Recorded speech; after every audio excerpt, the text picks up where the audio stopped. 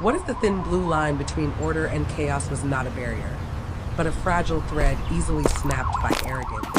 What if a single act of unprovoked violence against a man who looked ordinary became the one mistake that unraveled an entire network of corruption? The late afternoon sun cast a warm, golden haze over a bustling city park, a place where families gathered and a quiet sense of community prevailed. Mr. Marcus Thorne, a man of 60, sat on a bench, a thermos of coffee in one hand and a simple, nondescript newspaper in the other. His expression was one of calm observation, his eyes missing nothing. He was a man who blended into the scenery, a quiet, dignified presence. He was also a top-tier special agent for the Department of Justice, a ghost who hunted ghosts, working on a massive, long-term undercover investigation into a powerful street gang with deep, disturbing ties to local law enforcement. Today, he was simply a citizen enjoying a moment of peace. For more gripping tales from the hidden corners of justice and beyond, subscribe to Dark Side of Luna, where the shadows hold the truth. Suddenly, the tranquility was shattered by the harsh wail of police sirens. A squad car screeched to a halt, and two officers, Officer Jenkins and Officer Miller, jumped out, their movements aggressive and confrontational.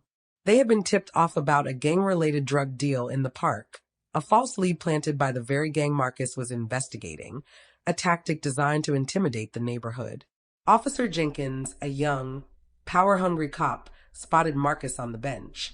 He saw an older black man sitting alone, and in his mind that was enough. "Hey you," Jenkins barked, striding towards him. "Get on your feet. You fit the description of a suspect." Marcus, unfazed, calmly placed his thermos on the bench. "Officer, I'm just sitting here. I'm not doing anything wrong." Jenkins's face contorted into a sneer. "Don't get smart with me, old man. I said get on your feet. Now." He reached for Marcus's arm, but Marcus, with a swift, fluid motion, expertly deflected his hand, his years of training ingrained in his muscle memory. The contact, however slight, was all Jenkins needed. "You resisted arrest." Jenkins bellowed, a triumphant malice in his eyes.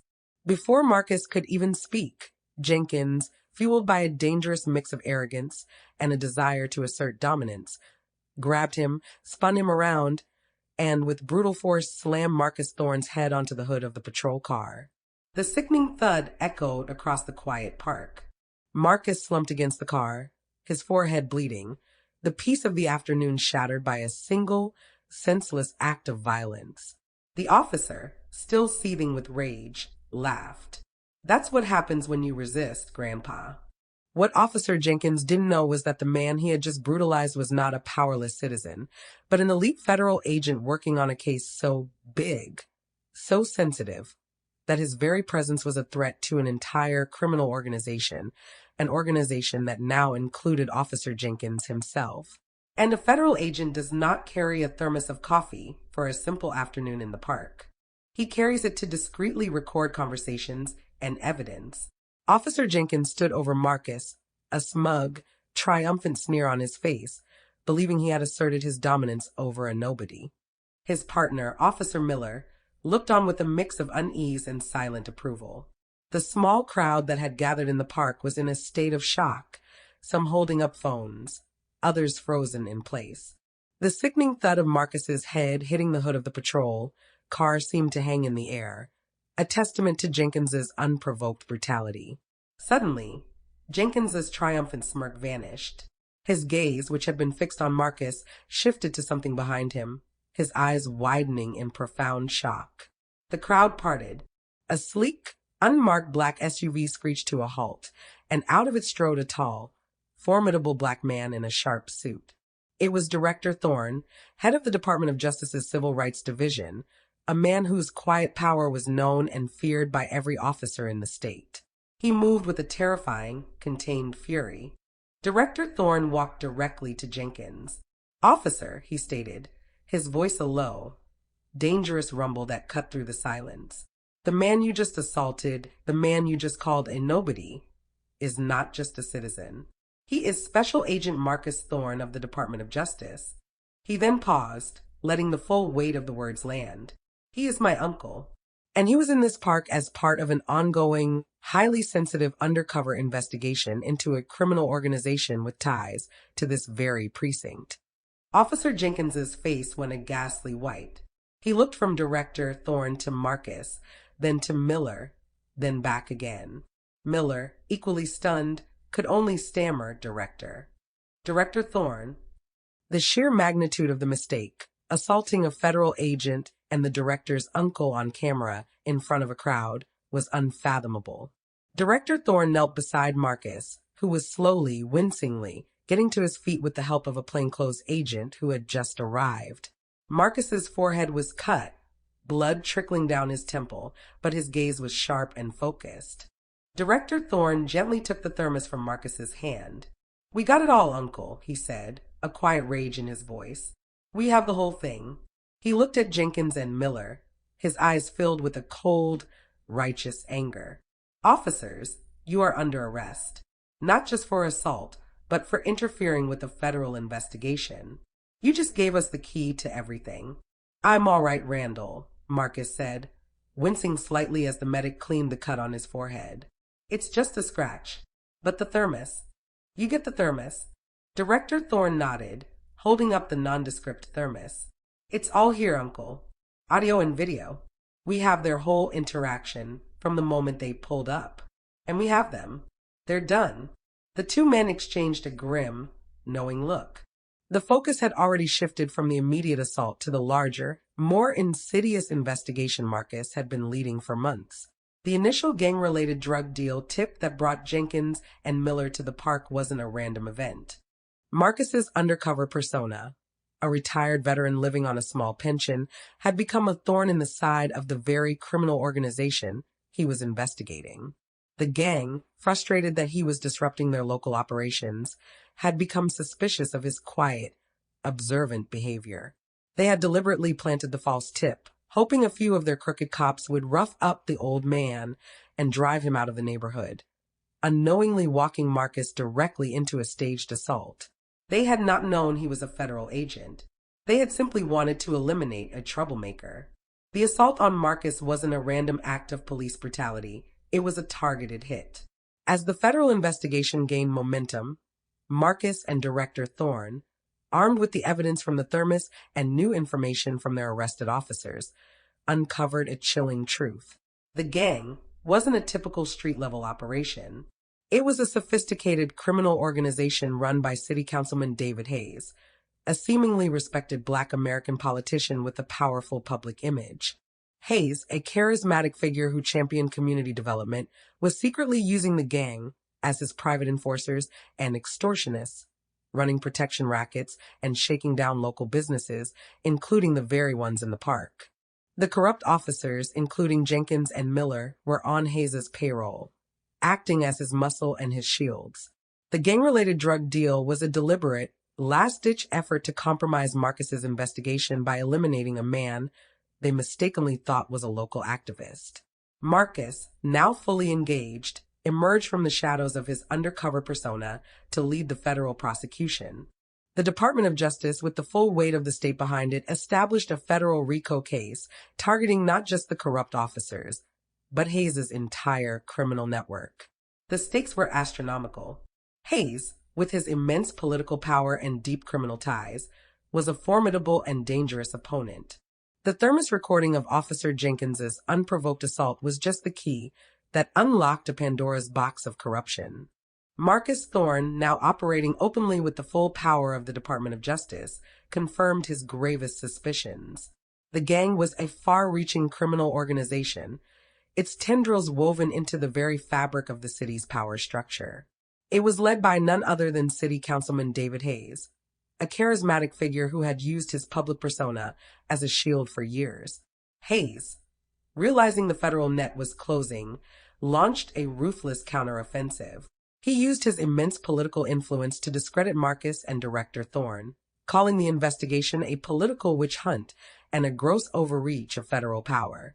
He leveraged his allies in local media and the police union to orchestrate a public campaign of defiance, attempting to frame the arrested officers as scapegoats and portraying Marcus as a disgraced agent with a personal vendetta.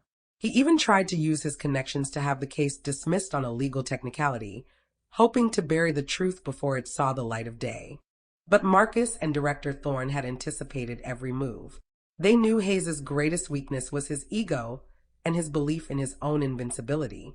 They allowed his public charade to play out, all the while tightening the noose in secret. The break came not from a raid, but from within. Marcus and Director Thorne's team, through meticulous analysis of the thermos recording, discovered a small, almost inaudible detail. Just before the assault, Officer Miller, who had looked on with silent approval, had muttered a single phrase into his body cam, following orders from the Lion. The Lion was a code name for City Councilman Hayes, a detail Marcus's investigation had uncovered but couldn't irrefutably prove. This confession, combined with the thermos recording of Jenkins's assault, provided a final, direct link to Hayes. But it wasn't enough. They needed more. The investigation gained new momentum when an administrative assistant in City Councilman Hayes's office, a woman named Lena Vance, provided a crucial piece of evidence. Lena, a woman with a deep moral compass, had over the years quietly and meticulously copied a hidden ledger of every illegal transaction, every bribe, and every illicit contract signed by Councilman Hayes and his criminal allies. The gang's protection rackets were not just for local businesses. They extended to a massive, illegal gambling and drug operation that funneled millions into Hayes's political coffers. The stolen ledger provided irrefutable proof of Hayes's immense corruption, the very corruption that had allowed him to control the police department, silence dissent, and profit from the city's pain. This was the final nail in the coffin. The stage was set for a public confrontation of epic proportions. The FBI, with the full power of the Department of Justice, was ready to take down the entire criminal enterprise and its political puppet master. Marcus Thorne, the man who had suffered the brutal injustice, was now ready to deliver justice to all of those who thought they were above the law. The arrests of officers Jenkins and Miller on that day in the park were merely the first dominoes to fall. Special Agent Marcus Thorne, a man whose quiet resolve had been forged in the crucible of injustice, emerged from the shadows of his undercover life to lead a full-scale federal RICO case against the criminal enterprise and its corrupt police allies. The investigation, spearheaded by the Department of Justice and supported by the powerful moral authority of Director Thorne, unraveled a massive conspiracy. The trials that followed were monumental, capturing the nation's attention and serving as a case study in federal integrity and community resilience. The courtroom was packed, the air thick with tension as the prosecution, led by Marcus himself, methodically presented an irrefutable mountain of evidence. The thermos recording of his unprovoked assault was played for the jury and the public, its chilling brutality and Officer Jenkins's arrogant laughter leaving the courtroom in stunned silence. Whistleblower Lena Vance took the stand, her courageous testimony and the stolen ledger detailing every bribe, illegal contract, and extortion payment from City Councilman David Hayes, proving that the corruption reached far beyond a few rogue cops. As the evidence mounted, Hayes, once a charismatic figure, became a twitching, pale man, his kingdom of lies crumbling around him. The verdicts were swift and absolute. City Councilman David Hayes, the mastermind behind the criminal enterprise, was found guilty on all counts, including racketeering, conspiracy, and criminal negligence. He received a lengthy federal prison sentence with no chance of parole. Officers Jenkins and Miller, along with their co-conspirators, received severe sentences, their badges and careers permanently stripped, their reputations forever tarnished. The judge, in delivering the sentences, noted that their betrayal of the public trust was a crime not just against one man, but against the entire community they swore to protect. But the justice extended far beyond individual convictions. The city, under intense pressure from the Department of Justice and a newly galvanized public, enacted sweeping, landmark police reforms. All proactive policing quotas and practices leading to racial profiling were explicitly outlawed.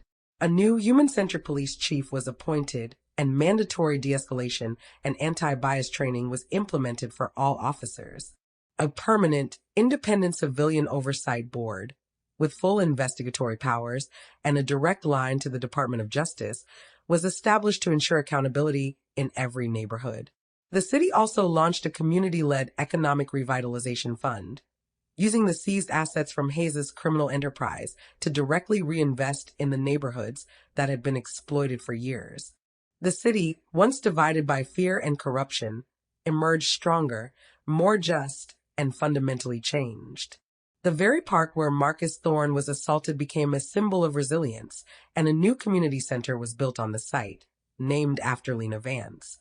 Marcus, fully recovered from his injuries, continued his work as a special agent, but with a renewed sense of purpose and a profound understanding of the power of integrity. His quiet strength and unwavering resolve had not only brought down an empire of corruption, but had proven that true power lies not in position or authority, but in the heart of a man who fights for what is right. For more gripping tales from the hidden corners of justice and beyond, subscribe to Dark Side of Luna, where the shadows hold the truth.